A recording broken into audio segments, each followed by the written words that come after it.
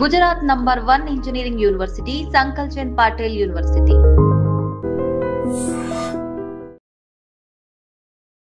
Welcome to iDream media. So జనరల్గా cancer అనగానే అందరూ ఒకలాగా ప్యానిక్ అవుతూ ఉంటారు. అయితే ఇప్పుడు దీనికి చాలా అడ్వాన్స్ ట్రీట్మెంట్సే వచ్చాయి.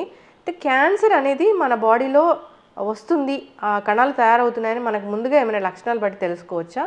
క్యాన్సర్ ట్యూమర్ కనుక వస్తే దానికి ఎటువంటి ట్రీట్మెంట్స్ ఉన్నాయి? సో ఒకవేళ సర్జరీ చేశాక కూడా మళ్ళీ వచ్చే అవకాశం ఉంటుందా? సో క్యాన్సర్ అనేది అసలు రాకుండా ఉండాలంటే తీసుకోవాల్సిన జాగ్రత్తలు ఏంటి? పూర్తి వివరాలు తెలుసుకుందాం. మనతో పాటు ఉన్నారు ప్రముఖ సర్జికల్ ఆంకాలజిస్ట్ డాక్టర్ రవిచంద్ర గారు. డాక్టర్ గారు నమస్తే అండి. నమస్తే అండి. డాక్టర్ గారు, దగ్గు జలుబు జ్వరాలు వచ్చినంత ఎక్కువగా క్యాన్సర్ వస్తూ ఉంది అంటున్నారు. ఒకప్పుడు కన్నా ఎందుకు ఇప్పుడు క్యాన్సర్ కేసులు పెరిగాయి? ఫస్ట్ అండ్ ఫార్మోస్ట్ క్యాన్సర్ ఏమంటాము, డిసీజ్ ఆఫ్ ద ఏజింగ్ అంటాము. అంటే ఏజ్ పెరుగుతున్న కొద్దీ క్యాన్సర్ వచ్చే ఛాన్సెస్ అనేవి పెరుగుతూ పోతాయి మనకు. బికాజ్ క్యాన్సర్ ఎందుకు వస్తుంది అంటే స్టార్ట్ కావడం అనేది 1-2 కణాల్లో స్టార్ట్ అవుతుంది. అవి నెమ్మదిగా పెరుగుతూ చేంజెస్ వస్తాయి. సో ఈ క్యాన్సర్ అనేవి ఈ చేంజెస్ సెల్స్లో ఒక సెల్ 2 విధాలుగా డివైడ్ కావడం ఇట్లా జరుగుతున్నప్పుడు ఎక్కడన్నా ఆ డివిజన్లో ఫాల్ట్లు వచ్చాయనుకోండి, అక్కడి నుంచి క్యాన్సర్ కింద మారొచ్చు. మన బాడీలో ఉన్న సెల్సే అవి మన క్యాన్సర్ సెల్ ట్రీట్మెంట్లో ప్రాబ్లం మనకి ఎందుకు అంటే క్యాన్సర్ సెల్స్ బయట నుంచి వచ్చినవి కాదు, మన బాడీ సెల్స్. కాబట్టి దానికి ఇచ్చే ట్రీట్మెంట్లు అంటే కీమోథెరపీ లాంటివి క్యాన్సర్ సెల్తో పాటుగా మన బాడీని కూడా ఎఫెక్ట్ చేస్తుంటాయి. సో అందుకే సైడ్ ఎఫెక్ట్స్ అనేవి కీమోథెరపీలో అంత ఎక్కువగా ఉంటాయి. ఇప్పుడు క్యాన్సర్ ట్యూమర్ ఇప్పుడే వస్తుంది అంటే జనరల్ ప్రధానంగా కారణం అంటే ఏం చెప్తారు డాక్టర్ గారు? కారణాలు అని చెప్పంటే ఒకటే అండి. ఇప్పుడు మనము హెరిడిటరీ క్యాన్సర్స్ అంటాం, అంటే వంశపారంపర్యంగా వచ్చేవి. అవి దాదాపు 5-10% వరకు మాత్రం వంశపారంపర్యంగా వచ్చే క్యాన్సర్స్ ఉంటాయి. సో దీనికి జీన్స్లో ప్రాబ్లం ఉండి దానివల్ల వచ్చిన క్యాన్సర్స్ ఇవి కాకుండా మిగతా 90% మనం బయట నుంచి ఎన్విరాన్మెంటల్ కాజెస్ వల్లే వచ్చేవి.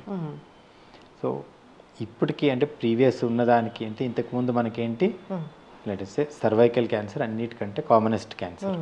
అది ఎందువల్ల వస్తుంది? హైజీన్ సరిగ్గా లేక, వైరల్ ఇన్ఫెక్షన్స్ హెచ్పివి అంటాం, అటువంటి ఇన్ఫెక్షన్స్ కారణంగా దాని కారణంగా సర్వైకల్ క్యాన్సర్ ఎక్కువ వచ్చేది. ఇప్పుడు ఎందుకు ఎక్కువ అవుతున్నాయి క్యాన్సర్స్ అంటే లైఫ్ స్టైల్ చేంజ్ అయింది. So we call cancer is a life style disease అంటాం. అంటే ఏంటి, మోర్ ఇండియన్ నుంచి మోర్ వెస్టర్న్ డైట్కి వెళ్ళిపోయాం. సో వెస్ట్లో ఉండేటువంటి క్యాన్సర్స్ అన్నీ మన దగ్గర ఎక్కువైపోయాయి. అందుకే ఇప్పుడు మనకు బ్రెస్ట్ క్యాన్సర్ కామనెస్ట్ క్యాన్సర్ అయిపోయింది. కొలాన్ క్యాన్సర్ అంటే పెద్దపేగు క్యాన్సర్ అనేది చాలా పెరిగిపోతూ ఉంది. సో ఇవన్నీ ఎందుకు వస్తున్నాయి? ఇవన్నీ ప్యూర్లీ లైఫ్ స్టైల్ డిసీజెస్ అండి. అంటే ఏంటి, high fat diet, lack of exercise, obesity, so hormonal imbalances, all these things. అంటే హై ఫ్యాటే కాకుండా ఏంటి, మనం నాన్ వెజిటేరియన్ ఏదైతే రెడ్ మీట్ అంటాము, రెడ్ మీట్ కన్సంప్షన్ ఎక్కువ కావడము, వీటన్నిటితో కూడా మనకేంటి లైఫ్ స్టైల్ చేంజెస్ కారణంగా వచ్చే క్యాన్సర్స్ అనేవి చాలా పెరుగుతూ వస్తున్నాయి. ఓకే, అంటే మనం ఒకప్పుడు లాగా లైఫ్ స్టైల్ మనది లేకపోవడం వల్లే ఇప్పుడు క్యాన్సర్స్ అనేవి వస్తూ ఉన్నాయి, ఎక్కువైపోయాయి. అయితే క్యాన్సర్ సెల్ మన బాడీలో తయారవుతుంది అన్నప్పుడు ఏం లక్షణాలు కనిపిస్తాయి? క్యాన్సర్లో స్టార్టింగ్లో ఎటువంటి లక్షణాలు ఉండవు. అంటే ఏంటంటే అంత పెద్ద ఊపిరితిత్తుల్లో ఒక చిన్న గడ్డ, అంటే 5 మిల్లీమీటర్ గడ్డ, ఇటు ఏ సిమ్టము కాజ్ చేయదు, ఫీవర్ కానీ ఏది ఉండదు మనకు. స్టార్టింగ్లో పెరుగుతున్న కొద్దీ మనకు సిమ్టమ్స్ అనేవి వస్తాయి. అండ్ ఒక్క సిమ్టమ్ వల్ల క్యాన్సర్ అని చెప్పడానికి రాదు. ఎందుకంటే అంటే క్యాన్సర్ అనేది బాడీలో ఏ పార్ట్లో అన్నా రావచ్చు. సో ఏ పార్ట్లో వచ్చింది అన్న దాన్ని బట్టి దాని లక్షణాలు అనేవి ఉంటాయి. ఓకే, అంటే లంగ్ క్యాన్సర్ వస్తే లంగ్స్కి సంబంధించిన లక్షణాలు కనిపిస్తాయి. సర్వైకల్ క్యాన్సర్ అంటే మీరు అన్నట్లుగా. సో అందుకని ఏమంటాము, ఒక చిన్న నెమోనిక్ చెప్తామంటే కాషన్ అంటాము అనమాట. అంటే అన్ని రకాల సిమ్టమ్స్ చెప్పడానికంటూ మనం వాడేది. అంటే సో ఇప్పుడు ఏంటి, change in the bladder or bowel habits. అంటే ఏంటి, మనం రోజు వెళ్ళే అంటే బవల్ హ్యాబిట్స్ ఏవైతే ఉంటాయో రోజుకి ఒకసారి వెళ్ళడం చేయడం బదులు సడన్లీ రోజుకి 10 సార్లు పోవడం, లేదు అంటే సడన్ ఆన్సెట్ కాన్స్టిపేషను, ఆర్ మూత్రం వెళ్ళేది ఫ్రీగా వెళ్ళేది సడన్లీ మూత్రం తగ్గిపోవడం చేయడము, ఇవన్నీ క్యాన్సర్ లక్షణాలు ఉండొచ్చు. So change in water mole అంటాము, చిన్న చిన్న పుట్టుమచ్చ లాంటివి కూడా పెరుగుతూ ఉండడము, ఇదేంటి మనకు మెలనోమా అనే స్కిన్ క్యాన్సర్ ఉంటుంది, దాని లక్షణాలు ఉండొచ్చు అనమాట.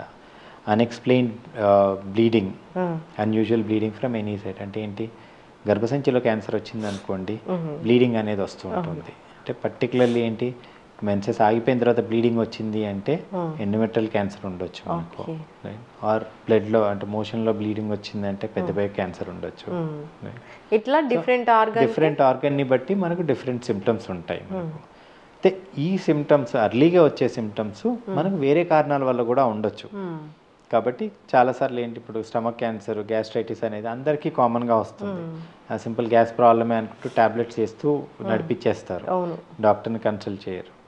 సో ఇటువంటి కేసెస్లోనే మనకు అడ్వాన్స్డ్గా అయినప్పుడు అప్పుడు వచ్చే సిమ్టమ్స్ వేరేగా ఉంటాయి. అప్పుడు ఏంటి, సో అసలు ఏమీ తినలేకపోవడము, అప్టైట్ తగ్గిపోవడము, వెయిట్ లాస్ అయిపోవడము, లేదు అంటే కడుపులో నీరు వచ్చి కడుపు ఉబ్బడం, ఇట్లాంటివన్నీ కూడా ఆయాసం రావడం, ఇవన్నీ లేట్ క్యాన్సర్ సిమ్టమ్స్ అన్నమాట మనకు.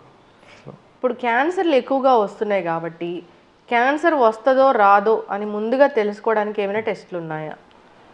ఒకటే అంటే క్యాన్సర్ అర్లీగా అని చెప్పంటే ప్రీ క్యాన్సరస్ కండిషన్స్ అంటాము. ఆ స్టేజ్లోనే గుర్తుపట్టడానికి మనం చేసే పరీక్షల్ని స్క్రీనింగ్ టెస్ట్లు అంటాము. అంటే ఏంటి, ఇవన్నీ అబ్సల్యూట్లీ నార్మల్ ఇండివిజువల్స్, అంటే ఎటువంటి లక్షణాలు లేని వాళ్ళు చేయించుకోవాల్సిన పరీక్షలు అన్నమాట. అయితే ఈ పరీక్షలు మనం అందరికీ చేయలేము. ఎందుకు అని చెప్పంటే ఇట్ ఈస్ అంటే మనం చేసిన దాంట్లో వాళ్ళని ఎంతవరకు గుర్తించగలుగుతాం అనేది కూడా చూసుకొని చేయించాల్సి ఉంటుంది. సో అందుకే కామన్గా వచ్చే క్యాన్సర్స్కి మాత్రం స్క్రీనింగ్ టెస్ట్ని రెగ్యులర్గా ప్రిస్క్రైబ్ చేస్తాం అన్నమాట. అంటే ఇవేంటి, మనకు గర్భసంచి ముఖద్వారపు అంటే సర్వైకల్ క్యాన్సర్కి పాప్స్మియర్ అనేది ఉంటుంది. పాప్స్మియర్ అనేది మనకు 25 years దాటిన వాళ్ళనే స్టార్ట్ చేయమంటాం, రైట్? అంటే ఏంటి, ప్రతి ఇయర్ చేయించుకోవాలి. 3 times నార్మల్ వచ్చింది అనుకోండి, అక్కడి నుంచి ప్రతి 3 సంవత్సరాలకు ఒకసారి పాప్స్మియర్ చేయించుకున్నా సరిపోతుంది. ఇది ఏం చేస్తుంది, మనకు కార్సినోమా ఇన్ సిటు అంటారు, అంటే ప్రీ క్యాన్సరస్ కండిషన్లో మనం గుర్తుపట్టడానికి ట్రై చేస్తాం, పూర్తి క్యాన్సర్ కింద మారకముందు. సేమ్ వే బ్రెస్ట్ క్యాన్సర్కి, బ్రెస్ట్ క్యాన్సర్ కంటే మాత్రం 50 ఏళ్ళు దాటిన వాళ్ళు అని చెప్పి అంటారు వెస్ట్లో. మన దగ్గర కొంచెం ఇన్సిడెన్స్ కొంచెం ఎర్లీగా వస్తుంది కాబట్టి 40-45 years నుంచే ఇయర్లీ వన్స్ మ్యామోగ్రామ్ అనేది చేయించుకోవాల్సి ఉంటుంది. మూడవది కొలాన్ క్యాన్సర్, అది బాగా పెరుగుతుంది, పెద్ద పేక్ క్యాన్సర్. ఎవరికి గట్ హెల్త్ లేదు, అందరికీ. సో కొలాన్ క్యాన్సర్కి ఏమంటాము, 50 years దాటగానే ప్రతి 5 ఏళ్ళకు ఒకసారి కొలనోస్కోపీ చేయించుకోవాలి అంటాం. అదేవిధంగా జెంట్స్లో ప్రాస్టేట్ క్యాన్సర్ అనేది కామన్గానే ఉంటుంది, అందుకని 50 years దాటిన వాళ్ళందరికీ కూడా yearly once serum PSA blood test ఒకటి చేయించుకోవాలంటాము. సో ఇట్లా మనకు కొన్ని క్యాన్సర్స్ సంబంధించి చేయగలుగుతాం. అంటే అదేవిధంగా లంగ్ క్యాన్సర్కి అనుకోండి, లోడో సిటీ అంటారు. అంటే ఇది లంగ్ క్యాన్సర్ అనేది స్మోకర్స్లో common. So more than 10 to 15 years smoking history ఉన్న వాళ్ళు ఇయర్లీ వన్స్ లోడో సిటీ అంటారు, అదొకటి చేయించుకోవాల్సి ఉంటుంది. ఈ టెస్ట్లను బట్టి మనం కామన్గా వచ్చే క్యాన్సర్స్కి సంబంధించినవి మాత్రం టెస్ట్ చేస్తూ ఉంటాం. అన్కామన్గా అంటే అంత ఎక్కువగా లేని క్యాన్సర్స్ అనేవి మన రొటీన్ హెల్త్ చెక్లో దొరికితే మనకు అర్లీగా దొరికినట్లు లెక్క. ఇప్పుడు బ్రెస్ట్ క్యాన్సర్ని గుర్తించడానికి అంటే ఆవగింజంత లంప్ ఉన్నా కానీ ఇప్పుడు కనుక్కునే పరికరాలు వచ్చాయి అంటున్నారు, ఏంటి డాక్టర్ గారు అది? బ్రెస్ట్ క్యాన్సర్ని బట్టి నార్మల్లీ అందరికీ చెప్పేది మనం మ్యామోగ్రామ్. ఈ మ్యామోగ్రామ్లో ఏం చేస్తున్నాము, గడ్డ తయారు కాకముందే మైక్రో క్యాల్సిఫికేషన్స్ అంటాం, అంటే చిన్న చిన్న స్పాట్స్ లాగా ఉంటాయి అన్నమాట. అవి మనం మ్యామోగ్రామ్లో గుర్తించగలుగుతాం. కాకపోతే మ్యామోగ్రామ్ అనేది యంగ్ పేషెంట్లో అంత సెన్సిటివ్ కాదు, అందుకనే 40-45 దాటిన తర్వాత చేయించండి అని చెప్తాం అన్నమాట. ఇప్పుడు ఇవన్నీ కూడా మనకి రేడియేషన్ వచ్చేవేనా? రేడియేషన్ ఉంటుంది, మ్యామోగ్రామ్ అనేది ఎక్స్రే లాగానే. సో కొంత రేడియేషన్ ఉంటుంది, కానీ ఈ రేడియేషన్ ఇస్ వెరీ మినిమల్ అండి. కాబట్టి ఇయర్లీ వన్స్ చేయిస్తే ఏమన్నా అవుతుందా అని టెన్షన్ పడాల్సిన అవసరం లేదు. ఓకే, ఇప్పుడు మీరు క్యాన్సర్ రావడానికి కారణాలు లైఫ్ స్టైల్, ఆహార నియమాలు పాటించకపోవడము, జెనెటికల్గా ఇలా చెప్తూ ఉన్నారు, బ్యాడ్ హ్యాబిట్స్ ఉండడం ఇలా చెప్తూ ఉన్నారు. ఎక్కువగా ఎంఆర్ఐలు చేయించుకున్నా, ఎక్కువగా ఇలాంటి టెస్టులకు వెళ్ళినా కానీ, రేడియేషన్కి ఎక్కువగా ఎక్స్పోజ్ అయినా కానీ క్యాన్సర్లు వస్తాయా? లేదండి. ఇప్పుడు ఏంటి అని చెప్పంటే మనం లెట్స్ రేడియేషన్ ట్రీట్మెంట్ అనేది ఏదైతే ఇస్తామో క్యాన్సర్కి ఇచ్చే ట్రీట్మెంట్, అది ఆ డోస్ అది కూడా సేమ్ ఎక్స్రేసే వాడతాం. అదే ఎక్స్రేస్ మన సిటీ స్కాన్లో కానీ మామూలుగా రెగ్యులర్గా తీయించుకునే ఎక్స్రేలో కూడా వాడతాం.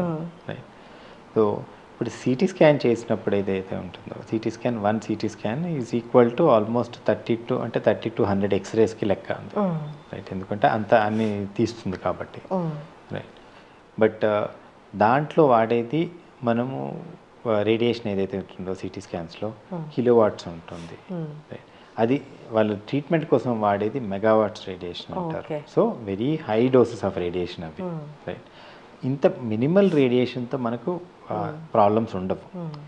కొంత లెవెల్ ఆఫ్ రేడియేషన్ డోస్ దాటిన తర్వాత అప్పుడు డైరెక్ట్ రేడియేషన్ ఏం చేస్తుంది, సెల్లో ఉన్న డైరెక్ట్ ఆ జీన్స్ని వాటిని డ్యామేజ్ చేస్తుంది అనమాట. మరీ ఎక్కువ డోస్ ఉన్నప్పుడు సెల్స్ చనిపోతాయి. అది కాకుండా మధ్యస్థంగా ఉండే రేడియేషన్ ఏదైతే ఉంటుందో అవి మనకు క్యాన్సర్స్ కాజ్ చేస్తాయి. ఓకే డాక్టర్ గారు, క్యాన్సర్ వచ్చింది కనుక్కున్నారు, అక్కడ ట్యూమర్ ఉంది అని చెప్పారు. అంటే సర్జరీయే వెళ్తారా లేకపోతే ముందు ఏమైనా ట్రీట్మెంట్ ఉంటుందా, మందులు కానీ ఇట్లాగా కీమో కానీ? సో క్యాన్సర్కి మనకు 3 రకాల ట్రీట్మెంట్స్ ఉంటాయి. 3 పార్ట్స్ ఆఫ్ ట్రీట్మెంట్స్ ఏంటి, సర్జరీ, రేడియేషన్, కీమోథెరపీ అనేవి. సో క్యాన్సర్ ఒక్కొక్క క్యాన్సర్ని బట్టి ఏ ట్రీట్మెంట్ అనేది మనం డిసైడ్ చేస్తాం. ఓకే లెట్స్ సే మనకు లారింగ్స్ క్యాన్సర్ అంటే ఏంటి, వాయిస్ బాక్స్, దానికి క్యాన్సర్ వచ్చింది అనుకోండి, దానికి మనం ట్రీట్మెంట్ సర్జరీ ద్వారా చేయొచ్చు, రేడియేషన్ ద్వారా చేయొచ్చు. కానీ ఆపరేషన్ చేస్తే వాయిస్ పోతుంది కాబట్టి ఈ పేషెంట్స్ అందరికీ మనం ఏంటి, రేడియేషన్ ట్రీట్మెంట్ ప్రిఫర్ చేస్తాం, రైట్. సో అర్లీ క్యాన్సర్స్లో మనం సర్జరీ అనేది ఉంటుంది, డైరెక్ట్లీ సర్జరీకి వెళ్ళిపోతాం. బ్రెస్ట్ క్యాన్సర్ 2 సెంటీమీటర్స్ ఉంది, ఎక్కడ స్ప్రెడ్ లేదు, ఇట్లాంటి పేషెంట్ డైరెక్ట్ సర్జరీకి వెళ్ళిపోతాం, రైట్. అదే అడ్వాన్స్డ్ క్యాన్సర్ అంటే 5 సెంటీమీటర్స్ కంటే సైజ్ ఎక్కువగా ఉంది, ఎక్స్టెన్సివ్ లింఫ్ నోడ్స్ ఉన్నాయి, ఇట్లాంటి పేషెంట్స్లో ఏం చేస్తాం, ముందుగా కీమోథెరపీ ఇచ్చి తగ్గించుకొని తర్వాత సర్జరీకి తీసుకుంటాం అనమాట. సో ఇది కాకుండా ఏంటి, సర్జరీ అయిపోయిన తర్వాత కూడా అడ్వాన్స్డ్ కేసెస్లో అంటే స్టేజ్ని బట్టి, స్టేజ్ 1లో ఉందనుకోండి సింగిల్ మొడాలిటీ ట్రీట్మెంట్తో అయిపోతుంది. స్టేజ్ 3కి వెళ్ళేసరికి చాలాసార్లు కూడా మనకు సర్జరీ, రేడియేషన్, కీమోథెరపీ 3 రకాల ట్రీట్మెంట్లు పేషెంట్స్కి అవసరం అవుతాయి. ఎక్కువ అవయవాలకు వచ్చి ఉంటుంది అప్పుడు స్టేజ్ 3లో. ఏదండి, స్టేజ్ 3 అనేది ఏంటి అంటే లోకో రీజనల్ స్ప్రెడ్ అంటాం అనమాట. అంటే ఏంటి, మనకు ఓన్లీ ఆ పార్ట్లో కాకుండా దగ్గరలో ఉండే లింఫ్ నోడ్స్కి స్ప్రెడ్ కావడము, పక్కనున్న ఆర్గన్స్కి అంటుకుపోవడము, ఇటువంటివి జరుగుతూ ఉంటాయి. సో ఇటువంటి పేషెంట్స్లో మనం 3 రకాల ట్రీట్మెంట్స్ని ఇవ్వాల్సి రావచ్చు. జనరల్గా అందుకే ఏంటి, ఈ కేసెస్ అన్ని ట్యూమర్ బోర్డ్లో డిస్కస్ చేసుకొని ఏ ట్రీట్మెంట్ ముందిస్తే బాగుంటుంది, ఏ ట్రీట్మెంట్ తర్వాత చేయాలనేది సీక్వెన్సింగ్ అనేది చేస్తాం. కానీ ఇంత అడ్వాన్స్ టెక్నాలజీ వచ్చినా మీలాంటి పెద్ద పెద్ద డాక్టర్లు సర్జరీస్ చేస్తున్నా ఇంకా ఎక్కడో భయం వేస్తూ ఉంటుంది. అంటే ఈ క్యాన్సర్ గడ్డకి కత్తి పెడితే కనుక సో ఇంకా స్ప్రెడ్ అయ్యే అవకాశం ఉంటుంది అని, దీని గురించి ఏం చెప్తారు డాక్టర్ గారు? అంటే అది పూర్తిగా అపోహ అండి. ఎందుకంటే ఒక కాలంలో ఏంటి, క్యాన్సర్ గడ్డ కనిపిస్తుంది అంటే వెంటనే ఆపరేషన్ చేయాలని చేసేవారు. ఆపరేషన్ చేసినప్పుడు రాడికల్ ఆపరేషన్ ఉంటుంది. ఇప్పుడు కూడా క్యాన్సర్ని, ట్యూమర్ని చూసుకోకుండా ట్యూమర్ చుట్టూతో ఉన్న నార్మల్ టిష్యూతో పాటు కలిపి తీయాల్సి ఉంటుంది. తీసినప్పుడే అది కంప్లీట్ క్లియరెన్స్ వస్తుంది. అలా కాకుండా స్టార్టింగ్లో కొంతమంది ఏంటి, గడ్డ తీసేస్తే చాలు కదా అనుకుంటూ గడ్డ కొంచెం కొంచెం వదిలేసి చేయడము, ఇట్లాంటివి చేసినప్పుడు ఏమవుతుందంటే మిగిలి ఉన్నది ఇంకా ర్యాపిడ్గా పెరుగుతుంది. సో అందుకే అంటే ఇంతకు ముందు కాలంలో ఒకప్పుడు అట్లా చేసి ఉండడం వల్ల ఆ అపోహ వచ్చింది. ఇప్పుడు అటువంటిది ఏది లేదు. కంప్లీట్ రిమూవల్ అయిపోయినప్పుడు వెంటనే వచ్చే ఛాన్సెస్ ఉండవు. బట్ ఏ క్యాన్సర్ అయినా కూడా బై ద టైం మనం చూసేసరికల్లా కూడా బాడీలోకి ఆల్రెడీ కొన్ని బ్లడ్లోకి కొన్ని సెల్స్ వెళ్ళిపోయి ఉంటాయి. ఓకే.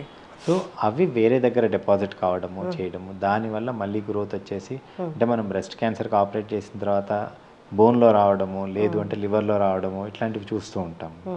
సో ఇప్పుడు మనం ఆపరేషన్ తర్వాత కీమోథెరపీలు కానీ రేడియేషన్లు కానీ ఇస్తాము అని చెప్పేది ఎందుకంటే ఇటువంటివి రాకుండా ప్రివెంట్ చేయడానికి. ఓకే. కీమో అంటే పూర్తిగా మందులు ఎక్కించడమేనా డాక్టర్? అవునండి. ఓకే. అప్పుడు మిగతా ఎక్కడైనా ఉంటే ఆ క్యాన్సర్ కన్నా అంటే కీమో అనేది మనం ఐవి ద్వారా ఇస్తాము, అంటే బ్లడ్ ద్వారా వెళ్తుంది కాబట్టి బాడీ మొత్తానికి వెళ్తుంది ట్రీట్మెంట్ అది. సో అది మన ట్రీట్మెంట్ ఉద్దేశం ఏంటి, బాడీలో ఎక్కడన్నా కూడా సెల్స్ ఉన్నట్టయితే ఈ కీమో ద్వారా వాటిని ఇది క్లియర్ చేయాలి అనేసి. ఓకే. ఇప్పుడు క్యాన్సర్ ట్యూమర్ ఉంది, దానికి సర్జరీ చెప్పారు, మీలాంటి సర్జన్ సర్జరీ చేస్తారు. అంటే ఇప్పుడున్న అడ్వాన్స్ ట్రీట్మెంట్ అంటే ఏముంది దానికి? ఇప్పుడు టార్గెట్ ఏరియాని ఒక్కదాన్ని టార్గెట్ చేసి చేయడము వేరైతే, ఇప్పుడు రేడియేషన్ లాంటిది ఇచ్చినప్పుడు ఆ పక్కదానికి కూడా రేడియేషన్ వెళ్తుందనే భయం కూడా ఉంది. ఇప్పుడు ఎలాంటి ట్రీట్మెంట్స్ వచ్చాయి? ఇప్పుడు సర్జికల్ సైడ్ చూసుకున్నట్టయితే మనకేంటి ప్రెసిషన్ అనేది ఇంప్రూవ్ అవుతూ వస్తుంది. అంటే సో ఫస్ట్ ఓపెన్ సర్జరీనే తప్పనిసరి చేయాల్సిన దగ్గర నుంచి మనం ఏంటి కీహోల్ సర్జరీస్ అంటే లాప్రోస్కోపీ అంటారు. లాప్రోస్కోపిక్ సర్జరీ ద్వారా మన కడుపులో ఉన్న ఏ పేకైనా కానీ, గర్భసంచికి వచ్చిన క్యాన్సర్స్ అయినా కానీ, లేదు లంగ్స్కి వచ్చిన క్యాన్సర్స్, వీటన్నిటిని కూడా ఇంతకుముందు లాప్రోస్కోపీ ద్వారా చేసేవారు. సో దాంట్లో ప్రెసిషన్ ఇంప్రూవ్ చేస్తూ మనకి ఇప్పుడు మనం రెగ్యులర్గా చేసేది ఏంటి రోబోటిక్ సర్జరీ అని చేస్తున్నాం అనమాట. సో దీనివల్ల ఏంటి అడ్వాంటేజ్ మనకు ఓపెన్ సర్జరీ కంటే లాప్రోస్కోపిక్ సర్జరీలో మనకు రెండింతల మ్యాగ్నిఫికేషన్ ఉంటుంది. అంటే మనకు స్ట్రక్చర్స్ అనేవి అంత బెటర్గా కనపడతాయి. కానీ దాంట్లో డిసడ్వాంటేజ్ ఏంటి అని చెప్పంటే లాప్రోస్కోపీలో మనకు ఆ ఇన్స్ట్రుమెంట్స్ ఏవైతే ఉంటాయో సింపుల్గా స్ట్రెయిట్ ఇన్స్ట్రుమెంట్స్ అనమాట, అవి ఫ్లెక్సిబుల్ ఉండవు మనకు. సో మనం కొంచెం కార్నర్స్లో వెళ్ళినప్పుడు ప్లస్ రక్తనాళాల దగ్గర నరాల దగ్గరికి వెళ్ళినప్పుడు డిఫికల్ట్ అవుతూ ఉండేది. ఇప్పుడు మనకు వచ్చిన రోబోటిక్ దాంట్లో ఏంటి, దాంట్లో మనకు 10 times మ్యాగ్నిఫికేషన్ అంటే 10 మ్యాగ్నిఫైడ్గా కనిపిస్తాయి. సో మనం చిన్న చిన్న రక్తనాళాలు చిన్న చిన్న నరాలని కూడా చూడగలుగుతాం. సో దానివల్ల ఏమవుతుంది, వాటన్నిటిని మనం ప్రిజర్వ్ చేస్తాం కాబట్టి బ్లడ్ లాస్ తక్కువగా ఉంటుంది, పేషెంట్ రికవరీ ఫాస్ట్గా ఉంటుంది. రెండవది ఏంటి, ఈ ఇన్స్ట్రుమెంట్స్ అన్నీ కూడా మనం ఏమంటాము ఫ్లెక్సిబిలిటీ అంటాం. అంటే మన చేయి ఎట్లా తిరుగుతుందో మన చేతికైనా కూడా 270 degrees రొటేషన్ వస్తుంది. బట్ ఆ ఇన్స్ట్రుమెంట్స్కి మనకు 360 degree రొటేషన్ వస్తుంది. సో మన చేతితో ఎట్లయితే సింపుల్గా ఫైన్గా ఎట్లా పట్టుకొని చేయగలుగుతామో అదే సర్జరీ మనం రోబోటిక్లో కీ హోల్ ద్వారా చేయగలుగుతాము.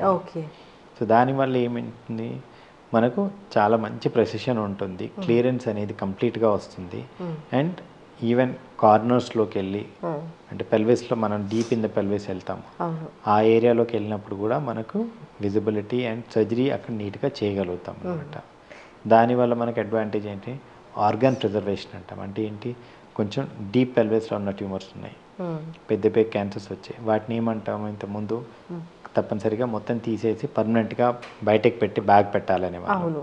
సో ఇప్పుడు ఈ రోబోటిక్ సర్జరీ ద్వారా మనం డెప్త్లోకి వెళ్ళి కూడా ట్యూమర్ రిసెక్ట్ చేయగలుగుతున్నాం కాబట్టి బ్యాగ్ లేకుండా మనం సర్జరీ చేయగలుగుతాం. వచ్చిన అడ్వాన్స్ అది అడ్వాన్స్. ఓకే, రోబోటిక్ సర్జరీ అనేది అందరూ దాన్ని భయపడకుండా వెళ్ళొచ్చు. రోబోటిక్ సర్జరీ అనగానే మా అందరికీ ఏమంటారు, డాక్టర్లు ఎవరు ఉండరు, రోబోట్స్ చేస్తాయేమో అని అట్లా. లేదండి, ఆపరేషన్ చేసేది డాక్టరే, కాకపోతే మనం వాడే ఇన్స్ట్రుమెంట్స్ ఏవైతే ఉన్నాయో వాటిని రోబోటిక్ ఇన్స్ట్రుమెంట్స్ అంటాము. అంటే ఒకటి ఆపరేషన్ పేషెంట్ అంటే డాక్టర్కి కూడా అది ఒక అడ్వాంటేజ్. అంటే ఏంటి, లాప్రోస్కోపిక్ సర్జరీ చేయాలంటే డాక్టరే నించొని 4-5 గంటలు సర్జరీ చేస్తూ ఉంటుంటాం. ఎందుకంటే తనకి అంటే బాడీ మీద కూడా స్ట్రెయిన్ ఉంటుంది. రోబోటిక్ సర్జరీలో ఏంటి అంటే మనం రోబోటిక్ ఆర్మ్స్ కనెక్ట్ చేసిన తర్వాత డాక్టర్ కూర్చొని సర్జరీ చేస్తూ ఉంటారు, రైట్, కన్సోల్లో చూస్తూ సర్జరీ చేస్తూ ఉంటారు. కాబట్టి ఏంటి అని చెప్పంటే డాక్టర్ ఈజ్ ఆల్సో రిలాక్స్డ్ అంటాం అనమాట. సో డాక్టర్ మీద కూడా స్ట్రెయిన్ పడదు కాబట్టి final surgeries, long duration surgeries కూడా మనం కంఫర్టబుల్గా చేయగలుగుతాం. యా, సో మనకు అంటే when he's comfortable, when he's not అంటే అలసిపోవడం అనేది ఉండదు కాబట్టి మనకేంటి రిజల్ట్స్ కూడా బెటర్ వస్తాయి. చక్కగా చెప్పారు డాక్టర్ గారు. ఇప్పుడు ఏ అవయవంలో క్యాన్సర్ వచ్చినా కానీ ఒకవేళ దానికి సర్జరీ చేయాలంటే చేయొచ్చు. అయితే లంగ్స్లో క్యాన్సర్ వచ్చిందంటే ఊపిరి తీసుకునేది కదా, లంగ్స్లో క్యాన్సర్కి అదే ఎలా సర్జరీ చేస్తారు? లంగ్ క్యాన్సర్లో మనం ఏంటి స్టేజ్ 1, స్టేజ్ 2 అంటే ఎర్లీ స్టేజ్ లంగ్ క్యాన్సర్లో treatment is surgery only. But ఏంటంటే ఈ స్టేజ్లో మనకు దొరికేది చాలా తక్కువ మంది ఉంటారు. సో సర్జరీ అంటే ఇప్పుడు లంగ్ క్యాన్సర్లో ఏదైతే లంగ్ మనం వింటాము, రైట్ సైడ్ 3 lobes అంటాము, 3 lobes ఉంటాయి, లెఫ్ట్ సైడ్ అదే 2 lobes ఉంటాయి. సో ఏ లోబ్లో క్యాన్సర్ వచ్చిందో ఆ లోబ్ వరకు మనం తీసేయాల్సి ఉంటుంది, అంటే లోబెక్టమీ అంటాం అనమాట. అంటే ట్యూమర్తో పాటు పార్ట్ ఆఫ్ లంగ్ తీసేయాల్సి ఉంటుంది. ఓకే, కాకపోతే ఏంటి అని చెప్పంటే మనకు లంగ్ కెపాసిటీ అంత ఉంటుంది, అంటే రీజనరేటివ్ కెపాసిటీ అంత ఉంటుంది. ఇప్పుడు మనం లోబెక్టమీ చేసిన తర్వాత లెట్స్ ఒక 6 నెలల తర్వాత ఎక్స్రే చూసినట్టయితే మనకు లంగ్ ఆపరేషన్ చేసిన దాఖలాలు కూడా కనపడవు మనకు. ఎందుకు అంటే ఆ మిగిలిన లోబ్ అంతగానం మనకు పెరిగిపోతుంది, ఎక్స్పాండ్ అవుతుంది. అంటే ఇది లివర్ లాగా రీజనరేటివ్ ఆర్గన్ అది. ది లోబ్స్ ఆర్ మోర్ ఇప్పుడు ఏమంటాము ఎలాస్టిక్గా ఉంటాయి, మోర్ ఎయిర్ ఫీల్డ్ ఉంటాయి, అంటే దాని నిండా అంటే స్పాంజ్ లాగా ఉంటుంది కదా. సో ఎక్స్పాండ్ అయిపోతాయి మనకు, ఎక్స్పాండ్ అయ్యి మనం తీసిన లోబ్ మందం కూడా ఇవి ఫిల్ చేసేస్తాయి మనకు. సో అందువల్ల ఏంటి అని చెప్పంటే పేషెంట్ మిగతా లంగ్ అంతా బాగుంది అన్నప్పుడు ఒక సైడ్ పూర్తి లంగ్ తీసినా కూడా ఒక సైడ్ లంగ్ సరిపోతుంది మనకు. Only smokers, already lung damage అయిన ఉన్న వాళ్ళల్లోనే ప్రాబ్లం అవుతుంది. బట్ అండ్ ఈ ఆపరేషన్ అని చెప్పంటే ఇంతకుముందు అంతా కూడా తప్పనిసరి ఓపెన్ ఆపరేషన్ అన్నట్టుగానే ఉండేది. సో ఇప్పుడు కంపల్సరీగా అంటే ఈ మధ్యకాలంలో ఏంటి సర్జరీకి చేసే మన ఎర్లీ కేసెస్లోనే చేస్తాం కాబట్టి ఈ పేషెంట్స్ అందరినీ కూడా వాట్స్ ఆపరేషన్ అంటారు, అంటే వీడియో అసిస్టెడ్ థొరకోస్కోపిక్ సర్జరీ, అంటే కీహోల్ సర్జరీ అన్నట్టు. సో దీని ద్వారానే ట్రీట్మెంట్ చేస్తున్నాం. ఓకే. సో లంగ్స్ని మనం దాని ద్వారానే సర్జరీ చేసి తీయడం జరుగుతూ ఉంటుంది ఆ పార్ట్ ఆఫ్ లంగ్.